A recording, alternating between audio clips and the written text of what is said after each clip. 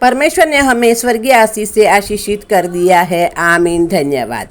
हम लोग क्रिसमस क्यों मनाते हैं, क्रिसमस का इंतजार क्यों करते हैं? आपको पता है क्रिसमस के लिए घरों में, परिवारों में, चर्च में, गिरजाघरों में, स्कूलों में, सब जगह दिसंबर महीना आते ही क्रिसमस की तैयारी क्यों की जाती है? मुझे लगता है हम क्रिसमस क्यों मनाते हैं, यही कारण शायद बहुत ज़्यादा लोगों को पता नहीं है। तो ये बात मैं वीडियो में बताऊंगी, तो वीडियो में बने रहना, शेयर जरूर करना, सब्सक्राइब करना, लाइक करना, कमेंट करना। धन्यवाद। क्रिसमस के समय छुट्टियां होती है, जो कुछ लोग छुट्टियां एंजॉय करते हैं, पार्टी भी रखते हैं, एंजॉय करते हैं। लोग अपने तरीके से क्रिसमस को एंजॉय करते हैं। क्रिसमस मनाने का मेन कारण क्या है, ज़्यादातर लोगों को शायद पता नहीं। मैं अभी बता रही हूँ, ध्यान से सुनना। ऐसा क्या हुआ कि परमेश्वर पिता को, यहोवा देव को अपना इकलौता बेटा प्रभु यीशु को पृथ्वी पर भेजना पड़ा? और प्रभु यीशु मसीह को क्यों पृथ्वी पर आना पड़ा? प्रभु यीशु को क्यों इस पृथ्वी पर जन्म लेना पड़ा? परमेश्वर के लोगों, बाइबल हमें बताती है कि हमें परमेश्वर पिता ने आदम और हवा को बनाया और आदम और हवा को यदन की वाटिका में रहने के लिए दिया। और परमेश्वर पिता ने उनको आज्ञा दी कि सारे पेड़ के फल खाए, लेकिन भले बुरे जानने वाले का फल वो ना खाए, और जिस दिन वो फल खाएंगे उसी दिन मर जाएंगे। लेकिन वहाँ शैतान आता है और हवा को फल खाने के लिए कहता है। हाँ, जो भले बुरे फल का वृक्ष था, उनका फल खाने के लिए मना किया था, लेकिन शैतान वहाँ आता है और आदम को वो फल खाने के लिए कहता है। और हवा भी फल खाती है, साथ में आदम को भी वह फल खिलाती है। इसी तरह आदम और हवा ने परमेश्वर की आज्ञा का उल्लंघन करके पाप किया। बाइबल में उत्पत्ति का 3 अध्याय और 7वें वचन में लिखा है, तब उन दोनों की आंखें खुल गई और उनको मालूम हुआ कि वे नंगे हैं, सो उन्होंने अंजीर के पत्ते जोड़कर लंगोट बना लिया। अपनी शर्म और पाप को ढकने के लिए वे पत्ते के कपड़े बनाकर पहन लेते हैं। और जब परमेश्वर को उनके पाप के बारे में पता चलता है, तो परमेश्वर एक जानवर को मारते हैं और उनके चमड़ी के कपड़े पहनाते हैं। वो पेड़ के पत्तों ने उनकी पाप और उनकी शर्म को ढका नहीं, क्योंकि पत्तों में कोई खून नहीं था, कोई लहू नहीं था। बाइबल में इब्रानियों की पत्री में वचन में लिखा है कि बिना लहू बहाए पापों की कोई क्षमा नहीं है। मैं फिर से वचन दोहराती हूँ, इब्रानियों की पत्री में वचन में लिखा है, बिना लहू बहाए पापों की कोई क्षमा नहीं है। परमेश्वर के लोगों, इसीलिए परमेश्वर ने आदम और हवा के पाप को ढकने के लिए दुनिया की सबसे पहला बलिदान एक जानवर का दिया। इस तरह आदम और हवा के पापों को ढकने के लिए उस तरह जानवर का लहू बहाया, और इस तरह पुराने जमाने में अपने पापों की माफ़ी के लिए इंसान जानवर की बलिदान करके लहू बहाकर अपने सर पर लगाता है और फिर मानता है कि मेरे पाप की माफ़ी मुझे मिल गई। पापों की माफ़ी के लिए जानवर की कुर्बानी क्यों देते हैं, बलिदान क्यों करते हैं? क्योंकि बाइबल में रोमियो की पत्री उसका 6 अध्याय और 23 वचन में लिखा है, क्योंकि पाप की मजदूरी तो मृत्यु है। फिर से दोहराती हूँ, क्योंकि पाप की मजदूरी तो मृत्यु है। वचन कहता है कि किसी भी इंसान ने पाप किया तो उसकी सजा मौत है। परमेश्वर यहोवा देव ने एक पापी परमेश्वर है, तो वो चाहता है कि जिस इंसान ने पाप किया, परमेश्वर चाहते हैं कि जो पापी इंसान है, जिसने पाप किया, उसको सजा मिलेगी ही मिलेगी। अगर उसको सजा ना मिले तो परमेश्वर का वचन झूठा ठहरेगा, और परमेश्वर कभी झूठ नहीं बोलते हैं। अब जिस इंसान ने पाप किया वह मौत की सजा के तभी बच सकता है, जिस इंसान ने पाप किया वो मौत की सजा से तभी बच सकता है अगर कोई निर्दोष, बेगुनाह, बेकसूर उसकी जगह सजा भुगते, उसकी सजा अपने ऊपर लेके। लेकिन कोई भी इंसान ऐसा नहीं कर सकता था, क्योंकि सभी इंसान ने पाप किया था, क्योंकि आदम ने हवा ने भी पाप किया, इसलिए सारे इंसान के खून में पाप था और जो कोई पैदा होता था वो पापी ही पैदा होता था। आदम और हवा के बाद जो भी कोई पैदा होता था तो वो पापी ही पैदा होते थे। जानवरों ने कोई गुनाह नहीं किया, जानवर बेकसूर है, इसीलिए कुर्बानी के लिए जानवर की कुर्बानी दी जाती थी। पाप की माफ़ी के लिए जानवरों को, पाप क्षमा की माफ़ी के लिए बलि के लिए जानवर को इस्तेमाल किया जाता था। और इसीलिए परमेश्वर ने आदम और हवा को अपने गुस्से से बचने के लिए उनके लिए जानवर की कुर्बानी दी, और ये एक निशानी थी कि आने वाले समय में अपने बेटे को सारे मानव जाति के लिए, सारे मानव जाति के पापों की क्षमा के लिए अपना बेटा कुर्बान करेंगे। अब तक इंसान पाप करता था तो अपने पापों की माफ़ी के लिए अपनी हैसियत के मुताबिक और अपने रुतबे के मुताबिक जानवर की कुर्बानी के लिए परमेश्वर के भवन में जानवर को लेकर आते थे और कुर्बानी देकर लहू बहाते थे और अपने सर पर लहू लगाते थे। पर जानवरों, बैलों, बकरों की भी कुर्बानी देना कोई परमानेंट सॉल्यूशन नहीं था।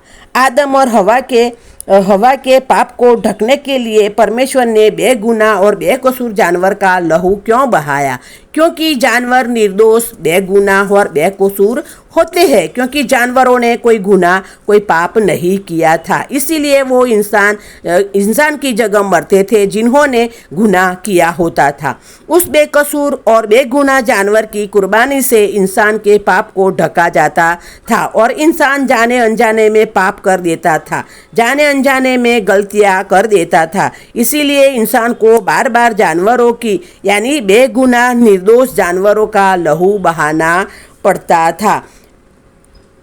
इसीलिए सारे मनुष्य जाति के लिए, सारे मनुष्य जाति के पापों के पाप माफी के लिए, जो पाप लहू में, पापों का जो नामो निशान नहीं है, हाँ, पापों का जिस इंसान में जो पापों के माफी, जिस इंसान में पापों की माफ़ी के लिए लहू का नामो निशान नहीं है, इसीलिए सारी मनुष्य जाति के पापों के लिए, हमेशा के लिए माफ़ी के लिए, सारे मनुष्य जाति के पापों की माफ़ी के लिए परमेश्वर को एक ऐसा इंसान की कुर्बानी की ज़रूरत थी जो पाप रहित हो, जिसके खून में पापों का नामो निशान ना हो। मतलब ऐसे व्यक्ति की ज़रूरत थी जिसके खून में पापों का नामो निशान ना हो, जिसकी बलि दे जा सके।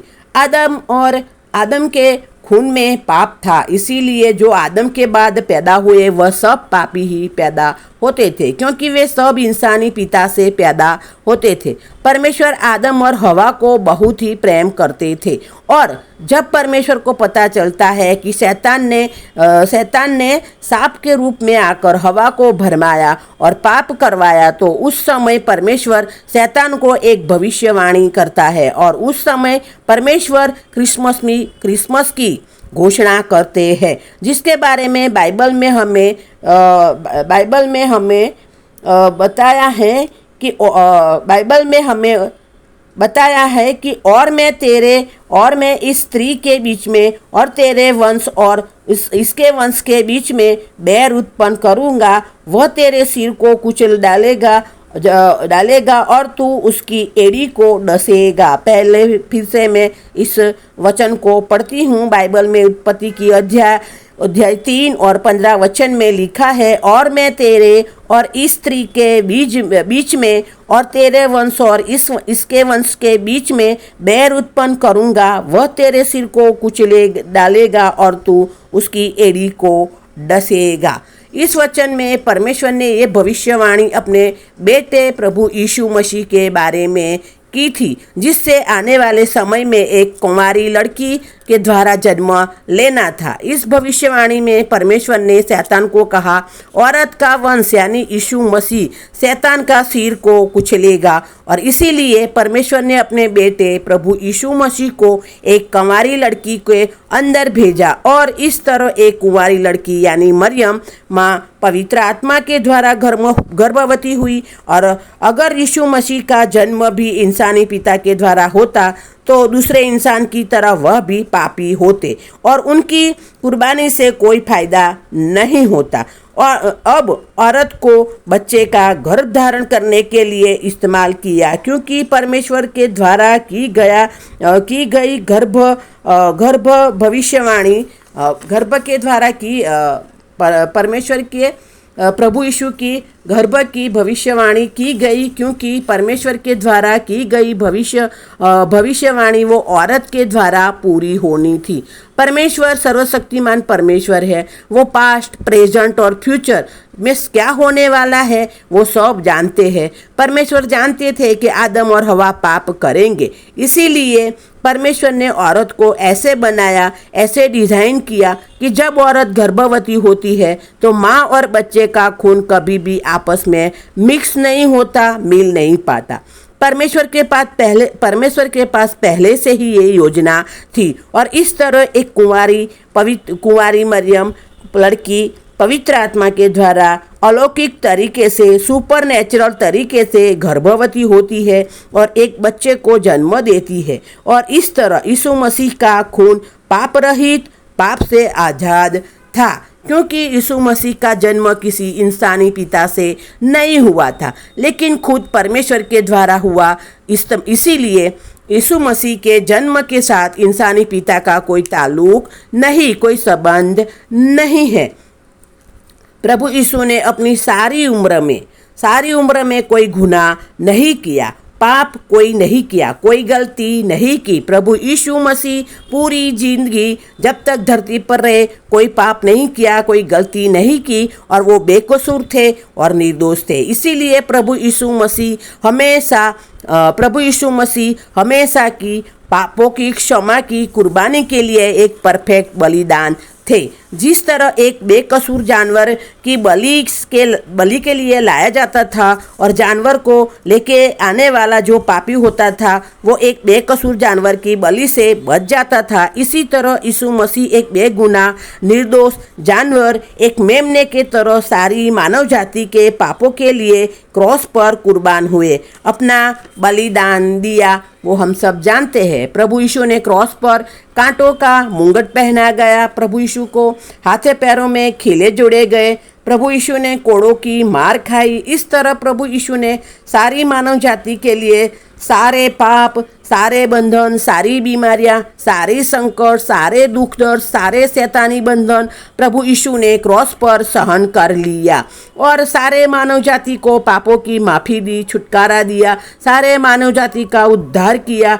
चंगाई दी। प्रभु यीशु ने कोड़ों की मार खाई और सारे मानव जाति को सारी बीमारियों में से चंगाई दी। और बाइबल हमें बताती है कि खुद परमेश्वर ने अपने बेटे को मारा। परमेश्वर ने सारी मानव जाति से इतना प्रेम किया, उसने हमें पास लाने के लिए, हमें परमेश्वर के पास जाने के लिए अपने बेटे को कुर्बान किया। बाइबल में हमें यशायाह की किताब उसका 53 और 4 आयत में लिखा है कि निश्चय उसने हमारे रोगों को सह लिया और हमारी ही दुखों को उठा लिया, तो भी हमने उसे परमेश्वर का मारा कूटा और दुर्दशा में पड़ा हुआ समझा। फिर से मैं ये वचन पढ़ती हूँ, ध्यान से सुनना। यशायाह 53 उसका 4 अध्याय, निश्चय उसने हमारे रोगों को सह लिया और हमारे ही दुखों को उठा लिया, तो भी हमने उसे परमेश्वर का मारा कूटा और दुर्दशा में पड़ा हुआ समझा। यशायाह 53 और 5 में भी वचन कहता है, परंतु वह हमारे ही अपराधों के कारण घायल किया गया, वह हमारे अधर्म के कामों के हेतु कुचला गया। फिर से वचन पढ़ती हूँ, यशायाह 53 और उसके 5वीं आयत में वचन कहता है, परंतु वह हमारे ही पर अपराधों के कारण घायल किया गया, वह हमारे अधर्म के कामों के हेतु कुचला गया। यानी यीशु मसीह हमारे अधर्मों के कारण कुचला गया। प्रभु यीशु मसीह हमारे अपराधों के कारण, पापों के कारण, हमारी गलतियों के कारण घायल किया गया। परमेश्वर पवित्र है कि जहाँ पाप होगा वहाँ पर परमेश्वर कभी नज़र नहीं आएंगे। हाँ, जहाँ पर पाप होगा वहाँ पर परमेश्वर कभी नज़र नहीं आएंगे। ये परमेश्वर का वचन हमें कहता है। तो परमेश्वर के लोगों, परमेश्वर का वचन हमें ये कहता है कि जहाँ पाप होगा वहाँ परमेश्वर नज़र नहीं आएगा। जब आदम और हवा ने पाप किया था तो परमेश्वर का आत्मा उनके शरीर को छोड़कर चला गया था और दोबारा कभी उनके अंदर नहीं समाया, क्योंकि उनके शरीर में पाप था। और अब प्रभु यीशु क्रॉस पर थे तो सारी दुनिया के पाप उनके शरीर के ऊपर डाल दिया गया था। प्रभु यीशु के शरीर के अंदर सारे पाप, हम सब के पाप डाल दिए थे। और यही कारण था कि परमेश्वर ने अपने एकलौते बेटे प्रभु यीशु को कुछ समय के लिए छोड़ दिया था। परमेश्वर के लोगों, परमेश्वर ने भी कुछ समय के लिए प्रभु यीशु को छोड़ दिया था।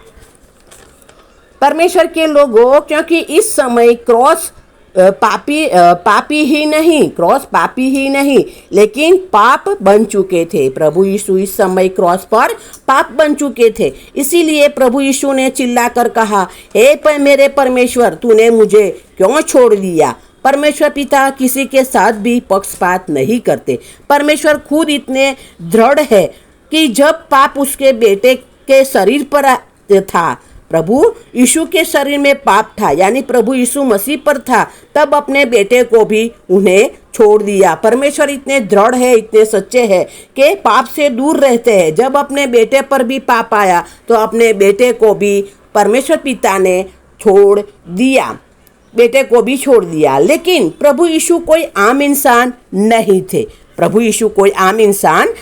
थे। वो इंसान के शरीर में परमेश्वर थे और इसीलिए मौत उनको हरा नहीं पाई। मरने के तीसरे दिन प्रभु यीशु जी और 40 दिन प्रभु यीशु जी उठे। मरने के तीसरे दिन प्रभु यीशु जी उठे और 40 दिन तक लोगों के साथ रहकर लोगों को दर्शन दिए, फिर अपने शरीर में सीधे स्वर्ग में चले गए। आज भी प्रभु यीशु हम सब के लिए इंसान के शरीर में ही है। हमारे लिए प्रभु यीशु शरीर में ही है और पिता परमेश्वर यहोवा देव के दाहिने हाथ में बैठे हुए हैं। जानवरों की बलिदानी हमें कुछ समय के लिए परमेश्वर के क्रोध से बचाती थी, लेकिन अब प्रभु यीशु की कुर्बानी के बाद अब हमें जानवरों की कुर्बानी या बलिदान देने की कोई ज़रूरत नहीं है, क्योंकि यीशु मसीह एक ही बार सदा के लिए सारी दुनिया की मानव जाति के पापों की हमेशा की माफ़ी के लिए, सारे मानव जाति को पापों की माफ़ी के लिए कुर्बान हो गए। प्रभु यीशु ने अपना बलिदान दिया और यीशु मसीह इस धरती पर अपना बलिदान देने ही आए थे। इसी तरह प्रभु यीशु अपना बलिदान देने ही आए थे और इस तरह बलिदान दिया। प्रभु यीशु ने बलिदान दिया, इसीलिए हम प्रभु यीशु के जन्मदिन को हम क्रिसमस के रूप में मनाते हैं। प्रभु यीशु हमारी खातिर इंसान बने और सारी मानव जाति को बचाने के लिए अपने आप को कुर्बान कर दिया। अगर आप यीशु मसीह को नहीं जानते तो मैं आपको बताती हूँ कि प्रभु यीशु मसीह के जन्म लेने से पहले हजारों साल पहले ही भविष्यवाणियाँ प्रभु यीशु के मसीह के जीवन के बारे में की गई थी। हाँ, हजारों साल पहले भविष्यवाणियाँ प्रभु यीशु के जन्म के बारे में की गई थी कि एक कुंवारी गर्भवती होगी और एक पुत्र जनेगी और वो मानव जाति के लिए क्या क्या करेगा, उनका जीवन कैसा होगा और वो कैसे बड़े बड़े चमत्कार करेंगे, मुर्दों को कैसे जिंदा करेंगे, बीमारों को कैसे चंगा करेंगे और कैसे हम सब के लिए मार खाएगा, कैसे प्रभु यीशु को क्रॉस पर चढ़ाया जाएगा, हाथ पैर में लोहे के खीले ठोक दिए जाएंगे, कांटों का मुंगट पहनाया जाएगा और फिर मरने के बाद तीसरे दिन जिंदा हो जाएंगे। ये आप इतिहास खोल कर देख लो कि ऐसा कभी नहीं हुआ कि किसी के पैदा होने से पहले ही उन इंसान के बारे में हजारों साल से नबियों के द्वारा भविष्यवाणी की गई हो। आज जो अपने आप को बहुत कुछ समझते हैं, अपने पीछे लोगों को लगाकर बैठे हैं, ना तो उनको जन्म के बारे में कोई भविष्यवाणी हुई, ना वो किसी के लिए, मानव जाति के लिए मरे हैं, हाँ, और ना वो मरने के बाद भी जिंदा हुए हैं। आप जब इज़राइल जाएंगे तो प्रभु यीशु की कब्र आपको खाली ही मिलेगी। बाइबल में यशाया की किताब में बताया है, जैसे प्रभु यीशु मसीह के जन्म से पहले 700 साल पहले लिखा गया है। यशाया की किताब प्रभु यीशु के जन्म से पहले यानी 700 साल पहले यशाया की किताब लिखी गई है। इसीलिए इस वचन में लिखा है, बाइबल में यशाया की किताब उसका 7वां अध्याय और 14वें वचन में लिखा है, इस कारण प्रभु आप ही तुमको एक चिन्ह देगा, सुनो, एक कुंवारी गर्भवती होगी और पुत्र जनेगी और उसका नाम इमानुएल रखेगी। वचन में फिर से दोहराती हूँ, ध्यान से सुनो। बाइबल में यशाया की किताब उसका 7वां अध्याय और 14वीं आयत में लिखा है, इस कारण प्रभु आप ही तुमको एक चिन्ह देगा, सुनो, एक कुंवारी गर्भवती होगी और पुत्र जनेगी और उसका नाम इमानुएल होगा रखेगी। इमानुएल का अर्थ है परमेश्वर हमेशा हमारे साथ है। एक भविष्यवाणी है ऐसी जो सैकड़ों भविष्यवाणियां हैं, एक ऐसी भविष्यवाणी नहीं है, ऐसी सैकड़ों भविष्यवाणी है प्रभु यीशु के बारे में बाइबल एक ऐसी किताब है जिसमें भविष्य के बारे में भी लिखा गया है। आने वाले समय में क्या होने वाले हैं, आने वाले समय में क्या होने वाले हैं, इस युग का अंत कैसा होगा, सब कुछ बाइबल में लिखा गया है। गूगल पे, Paytm, cashless society, one world religion के बारे में, महामारियाँ, भूकंप, आज के दिन महामारियाँ फैलने के बारे में, भूकंप, आज के दिनों में जो कुछ दुनिया में चल रहा है वो सब बाइबल में पहले से ही लिखा हुआ है। शायद ज़्यादा से ज़्यादा प्रकाशित वाक्यों की किताब में सब कुछ भविष्यवाणियाँ लिखी हुई है और यशाया की किताब में भी सारी भविष्यवाणियाँ ज़्यादातर लिखी हुई है। प्रभु यीशु के जन्म के बारे में, उनकी मौत के बारे में, प्रभु यीशु के जी उठने के बारे में पहले से ही लिखा हुआ है और बिल्कुल ऐसा ही हुआ। प्रभु यीशु मृत्यु में से जी उठने के बाद प्रभु यीशु अपने जीवित शरीर के साथ स्वर्ग में चले गए और वो दोबारा फिर आएंगे, यानी सेकंड कमिंग ऑफ जीसस, और सारी दुनिया के मानव जाति का न्याय करेंगे और इसके बारे में भी पहले से ही बाइबल में लिखा हुआ है। हम क्रिसमस इसलिए मनाते हैं कि जो परमेश्वर का आत्मा है वो अपना स्वर्ग छोड़कर हमारे लिए, सारी मानव जाति के इसलिए इस धरती पर आए और हमारी तरह इंसान बनकर जिया। बाइबल हमें बताती है कि प्रभु यीशु को प्यास लगती थी, भूख लगती थी, वो थक भी जाते थे और प्रभु यीशु रोए भी। इस धरती पर थे तो प्रभु यीशु रोए भी। जो हम इंसानी रूप में महसूस करते हैं वो सब प्रभु यीशु ने भी महसूस किया। और आज अगर हम दुखी हैं या परेशानी में हैं तो परमेश्वर जानते हैं, प्रभु यीशु जानते हैं कि हमें कैसा महसूस होता है। तो परमेश्वर के लोगों, आइए इस क्रिसमस पर, प्रभु यीशु के इस जन्मदिन पर हमें अपने हृदय में जन्म दे, प्रभु यीशु को अपने हृदय में जन्म दे और प्रभु यीशु को अपने हृदय में पहला स्थान दे और हम सब प्रभु यीशु को अपना उद्धारकर्ता और अपना प्रभु यीशु मसीह को ग्रहण करें, उद्धारकर्ता के रूप में ग्रहण करें और प्रभु यीशु को हमारा सब कुछ है ऐसा हम ग्रहण करें, क्योंकि परमेश्वर इंसान बना सारी मानव जाति के खातिर, हम सबका उद्धार हो, हम सबको पापों की माफ़ी मिले। इसीलिए प्रभु यीशु ने इतना दुख सहा और हमारे लिए इंसान बनकर धरती पर आए। तो परमेश्वर के लोगों, प्रभु यीशु हमारे लिए बलिदान देने आए और बलिदान दिया, तीसरे दिन जिंदा हो गए और अभी दाहिने हाथ में प्रभु परमेश्वर पिता के हाथ के बाद स्वर्ग में विराजमान है। तो परमेश्वर के लोगों, प्रभु यीशु ने हमारे लिए बलिदान दिया तो हमें उनका ग्रहण करे, हमें उन्हें सब कुछ हमारा स्वीकार करे, हमारा उद्धारकर्ता के रूप में स्वीकार करे, हमारे हृदय में जन्म लेने के लिए बोले, हमारे हृदय में उनको पहला स्थान दे। और ये इसी तरह और प्रभु ने जो काम किए अच्छे, वैसा हो सके तो हम भी करके हम क्रिसमस मनाए। हम सब एक प्रभु की संतान है, हम सब प्रभु यीशु यहोवा देव बाप की संतान है। तो हम मिलजुल कर प्रभु यीशु का जन्मदिन मनाए, यानी क्रिसमस मनाए। प्रभु हम सबको क्रिसमस बनाने के लिए प्रभु हमारी सहाय और मदद करे और प्रभु का जन्मदिन हम बड़ी खुशी से मनाए। सबको हैप्पी क्रिसमस। प्रभु सबको क्रिसमस की आशीष सबको दे। आमीन। धन्यवाद।